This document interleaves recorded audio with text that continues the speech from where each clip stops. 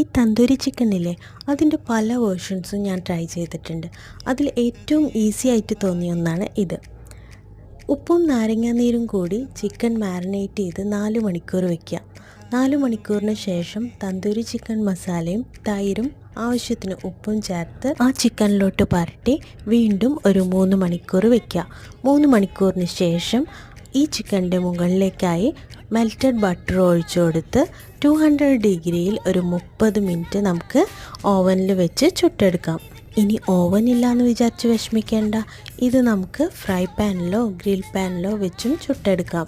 പിന്നെ ഉണ്ടല്ലോ, മാരിനേറ്റ് ചെയ്ത് വെക്കാനുള്ള ടൈം ഞാൻ പറഞ്ഞില്ലേ, അതങ്ങോട്ടും ഇങ്ങോട്ടും കുറച്ച് കോംപ്രമൈസ് ചെയ്താലും പ്രശ്നമൊന്നുമില്ല കേട്ടോ.